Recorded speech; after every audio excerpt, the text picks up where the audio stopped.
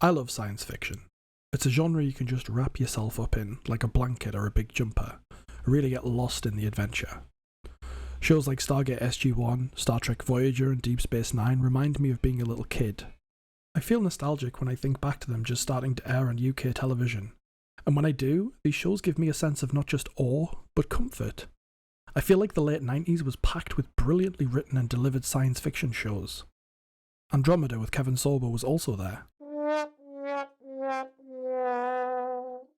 Science fiction is rich with out-of-reality escapist concepts that can easily transport you out of this mundane existence and whisk you away to a far-off adventure.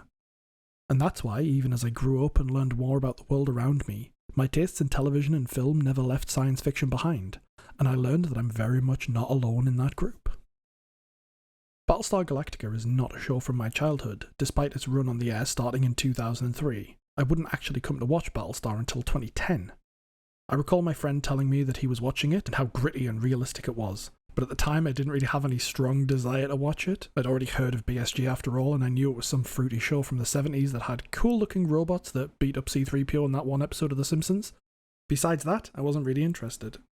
Alas, he kept insisting, and I used to enjoy spending time with my friend and indeed drinking whiskey on his couch. So in the end, he won, and we watched Battlestar Galactica. The rest is history. It rapidly became one of my most favourite shows. I binge watched his entire DVD collection, and then within a year or two I had already rewatched it a couple more times. I started telling other people to watch it, even if they didn't particularly like science fiction. They would ask me why they should watch it, and I'd always say the same thing. It's a dark and gritty show that starts with the genocide of the human race and gets gradually worse from there. But it's really awesome.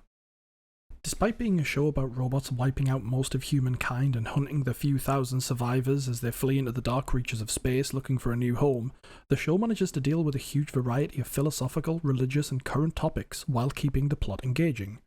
Military life, war, nuclear warfare, biological warfare, politics, religion, faith, human rights, sexual assault, trauma, family disputes, organised crime, racism, alcoholism, class struggle, all while keeping within the confined theme of being a group of lost souls surviving in space. It's an incredibly well written and produced show, with phenomenal acting, music and set design. It is all around one of the most amazing productions to have ever been put to the small screen in my lifetime. In comparison to the science fiction I was used to, Battlestar Galactica wasn't some paradise found set in the future like Star Trek. Earth hadn't become the Garden of Eden, and there wasn't some glorious federation leading the frontier into a new and exciting territory for the betterment of the soul and the good of the universe. This show had humans on the raggedy edge of civilization, facing extinction, struggling to survive. This isn't the best humanity has to offer. These were just those that were fortunate enough to survive the brutality of the apocalypse. I've always wanted to discuss BSG. It's a nuanced show with not just a focus on its unique universal lore, but also in fleshing out its characters into real, believable people. Other shows have approached this concept, such as Deep Space Nine and Stargate Universe, but BSG I think plays both parts incredibly well. During my many rewatches of the conflicts and resolutions during Battlestar Galactica's 4-season run, I found myself taking different sides on certain issues presented within the show. Or at least different from sides I might have taken in the past, whether it be because I empathise with a character's motivations or feel differently about their plight. Each conflict and character is driven by such a believable and fleshed out set of principles. I found myself understanding the motives of people I had disagreed with or not understood previously. I began asking myself a simple question, but one that opened a larger can of worms. There are characters with definite shades of grey or sometimes outright red in their ledgers, and they all provide a unique perspective into the narrative. The writing of BSG can shift or warp your perception of a character's morality, but objectively I began thinking that nobody in the entire show had a clean slate. And so I set my hypothesis and began to prove it. Is anybody in Battlestar Galactica a good person? No, they're not. Thanks for watching. Alright, as if anyone didn't see that joke coming. There's a fair bit to unpack here and there are a lot of characters in this show, so let's just start with a lightning round and cover off the obvious stuff. Bill Ladama breaks military rules whenever he sees fit, leaves his children with their abusive mother, and disobeys superior officers, including the elected president who he tries to have arrested, and the only fleet admiral we ever encounter in the show besides him. Sol Tigh. Despite being an alcoholic and a malcontent, he orders suicide bombings and murders his own wife. Admiral Helena Kane destroys a civilian fleet and sanctions the murders of civilians, orders suicide missions, and nearly sparks a civil war when reunited with the last remaining humans. Ellen Tigh Massive sleaze and a shit stirrer. She also betrays humanity on New Caprica, but she does believe that she's human, but then when she finds out she's a Cylon, she finds out she's actually been shagging a kid, which is even weirder. Felix Gator serves as an assistant under Boltar's presidency and the Cylon occupation. He lies under oath during court, and he organises a mutiny with Tom Zarek. Lee Adama shoots down a civilian freighter, abandons the fleet and destroys the Battlestar Pegasus, treats his wife like shit and cheats on her. Cara Thrace habitually disobeys orders and fights with superior officers, cheats on her husband, and is a massive malcontent following the events of New Caprica. She's also generally just a toxic person to be around and not a very nice friend. Samuel T. Anders, guerrilla warfare and terrorism carried out against the Cylons on New Caprica, convinces Tigh to kill his wife, and participates in secret trials where they judge, jury, and executioner to random people within the fleet. Galen Tyrol once beat up his wife during a state of depression, encourages suicide bombings with Tigh on New Caprica, and protects his girlfriend Boomer when she's suspected of being a Cylon. And in fact, he's very sure she is a Cylon, but he still keeps it under wraps because he's getting that good. Callie Tyrol also has cheated on Galen and has a baby with another man. She also shoots a prisoner of war and a valuable intelligence asset. Laura Roslin airlocks prisoners of war, orders a conspiracy to hide the existence of a newborn baby, and sparks several insurrections because she believes that she is genuinely a prophet of the gods. Gaius Baltar. Gaius Baltar? Yeah, I'm just gonna go with accidentally caused a genocide. Tori Foster rigs an election and murders Callie to protect herself. Tom Zarek, political bombings pre-war, and is also behind a lot of the political instability, coups and mutinies within the fleet. Romo Lampkin is a thief, manipulator, and is selfish and full of pride.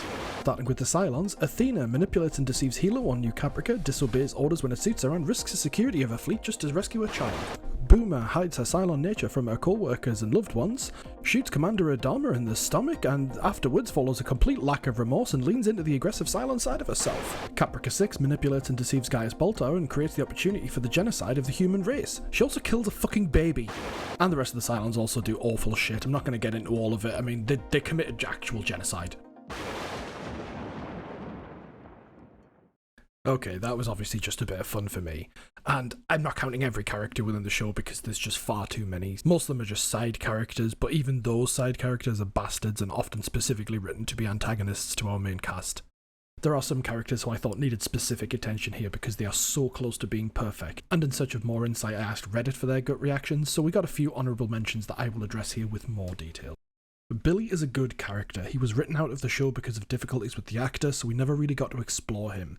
I imagine the writers would have sent him down the same path that Tori Foster went down, as being the president's aide, rigging the election, being a Cylon, having sex with Gaius Baltar, but that is just conjecture. It didn't happen. All we can judge him on are his actions during the show. After rewatching the earlier episodes, other than trying to get information out of D regarding the commander when they suspect he's a Cylon, he doesn't do anything wrong. Billy remains pure. Similarly, Anastasia D. Dwalla does her own little bit of espionage in reverse against the president, and I would also argue that her suicide is pretty selfish and upsetting, but to be honest, I'm surprised Battlestar didn't explore this a little bit further because I imagine there were more than likely a few suicides on the fleet. She's a little bit toxic in her relationship with Lee, and she does break Billy's heart when he proposes to her, and she also participates in the election fraud in the finale to season 2. So that's not particularly good. I guess other than being a homewrecker and an enemy of democracy, there's nothing really else that she does wrong. Reddit has mentioned Lieutenant Hoshi. I feel he was never really an important character to get any arcs, but I suppose he does eventually become the Admiral of the fleet, so let's address him. I don't have anything to say other than as a deck officer on Pegasus CIC, he's present for almost all of Admiral Kane's more questionable orders, and he carries them out without protest. You may argue that this does not make him a bad person, but we were just following orders isn't a solid defense. Ultimately though, I think he doesn't get enough screen time to justify this one way or the other. Carl Hilo Agathon. Hilo is one of my favourite characters in the show. Out of all the people, his quality as an officer, and more so as one of humanity's final survivors, is exemplary. One might even call him progressive. But this is the lightning round, so let's just review his misdeeds. He fraternizes with the enemy at a time of war, although he wasn't aware that she was an enemy at the time of war. He accidentally murders a superior officer, but let's face it, Thorne had it coming. He murders his wife when she wants to return to the base star, something that hands over vital strategic military intelligence over to the enemy. And when the Colonials decide to try and use biological warfare, murdering Cylon prisoners, he vents the compartment to space, saving the Cylon species and murdering POW. Then, at a time of scarcity and shortage, he pursues and harasses one of the few remaining medical professionals in the fleet. His blind faith in Starbuck also leads to Felix losing his leg, but that's a lot of people's fault. We could also say that he cheated on his wife, but that's also one of those funky, morally grey areas when it comes to this show. Finally on our list is everybody's favourite ship doctor, Sorry guys, don't at me. Dr. Sherman Cottle, what a boyo. I didn't even want to besmirch this name, he's such a legend, but very quickly his crimes include gaslighting Hilo about Dr. Roberts and lying to the Agathons about their baby's death. He also smokes in the med bay like, come on doc, do no harm. I'm aware that what I've just said is massively out of context, and I am being deliberately obtuse. Don't get me wrong, I love almost all of these characters, but the point I'm trying to make is that almost everybody in this show has done something that doesn't look good on their record. Does that mean that everybody in the show sucks? Absolutely not. I have grossly misrepresented the facts in order to prove a point. It's a main staple theme of science fiction, the idea of utopia versus dystopia, whether we live in a perfect ideal world or the exact opposite. Star Trek creator Gene Roddenberry himself has noted that some of his lesser works of fiction, which were set in more dystopian settings, didn't sell as well as Star Trek, because his audience found that utopian paradise-esque settings of the Federation were more engaging and agreeable. This does strike me as interesting because I feel it's reversed. Science fiction is so often synonymous with dystopian futures rather than utopian societies. And sure enough, when you dig a little deeper into Star Trek, with its vegan, moneyless land of plenty bullshit, I think that it's just a setting in the story. And at that, it's just a setting for only a handful of people. So why bother looking at dystopia versus utopia when talking about the morality of characters? The answer is very simple, and couldn't be put more eloquently than by our very own Commander Benjamin Sisko. You look out the window of Starfleet headquarters and you see paradise. Well, it's easy to be a saint in paradise. Out there are no saints, just people. Angry, scared, determined people. Star Trek is still a little bit dystopian despite its utopian setting.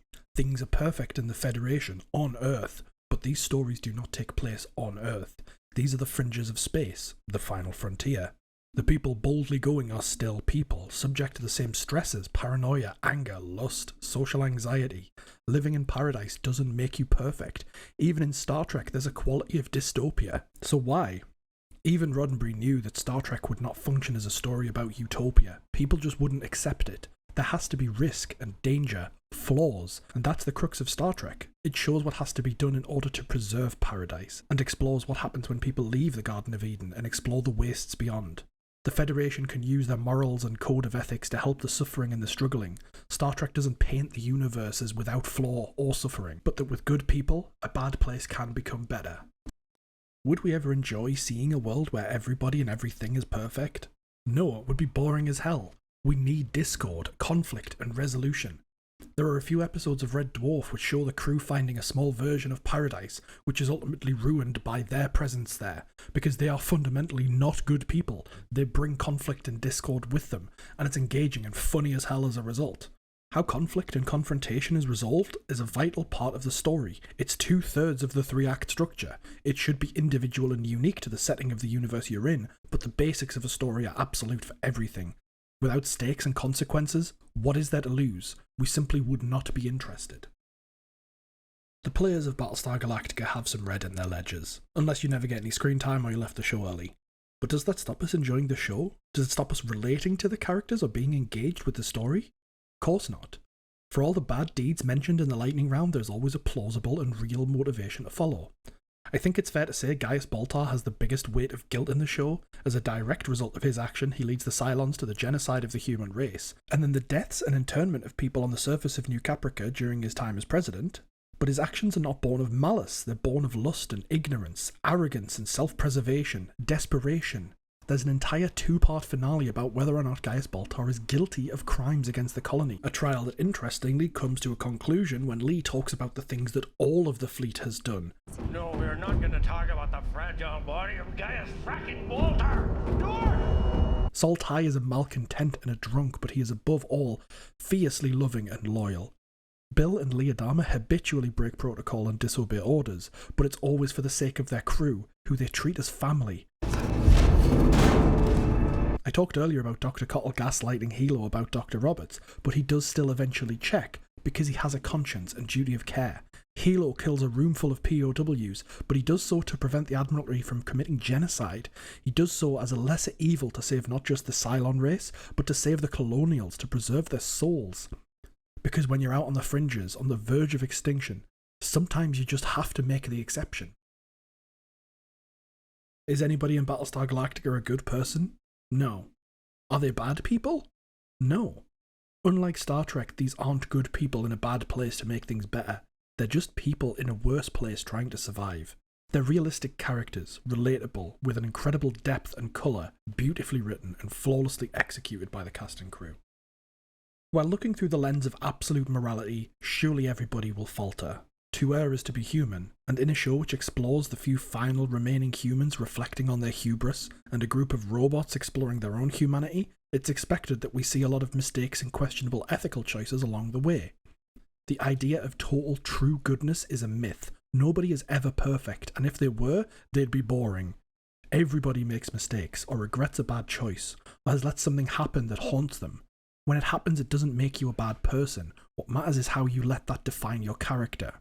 One of the central themes to the show, and is actually said aloud in the miniseries, is that through generations, parents can visit their own sins upon their children, and that eventually the day comes when you can't hide from what you've done. This can be taken as very literal foreshadowing about humanity's children coming home, but I think these words resonate through the whole series. We all have an important role to play in each other's lives. In a show that heavily features interpersonal relationships built off replacing the missing loved ones in your life, finding new mother and father figures, replacement siblings, replacement children, and how these relationships become defined and corrupted by the sins of those people you choose to idolize and coddle. But then they teach you how to be better, overcome your own self-doubt, swallow your pride, give in to your conscience. These are the lines we crave from stories like these. We don't just see good and bad people, we see people grow and learn from each other. They rise and fall, make mistakes and then learn from them, or allow others to learn from them. That it's not always about doing what you're told, it's about doing what's right. Even if it means breaking the rules, it's not about who's sinned the most, it's about forgiveness and redemption, about breaking the cycle. All of this has happened before, but the question remains, does it all have to happen again? The events in this show are an echo, this repeating cycle of things happening again and again, because the same pattern is always repeating, and the ending remains open. Will the pattern repeat, or will we learn from this? Battlestar Galactica isn't a show about the best of humanity exploring the fringes of space. It's a dark, real show about realistic characters and relatable character flaws, struggling to survive in a situation almost beyond all hope. Some of the characters who commit some of the most vile acts become the most redeemed, become the most righteous, and I think that's inspiring. So you can forgive them for not always doing what's morally right. We can forgive them for making mistakes because if we were in their place, maybe we'd make the same ones, and we'd want to be able to be forgiven and move on from them as well. All you can do is hope that after hardship, pain and mistakes, we can all learn and grow stronger from it. I appreciate anybody who's made it to the end of this video. I started working on it 2 years ago when I rewatched BSG during the pandemic. I rewrote the script a handful of times, and at some point I decided to uproot my life and move to another country, so that slowed down production. This show is really important to me and I've wanted to talk about it for a long time, so I hope the content that I've produced has done it justice. I also hope that you've enjoyed watching, and I just wanted to express my gratitude at some of the feedback I've gotten on my other video essays. Making content like this I do because it makes me happy, and it gives me joy to know that other people are enjoying it as well. As always, thank you for watching, and goodbye.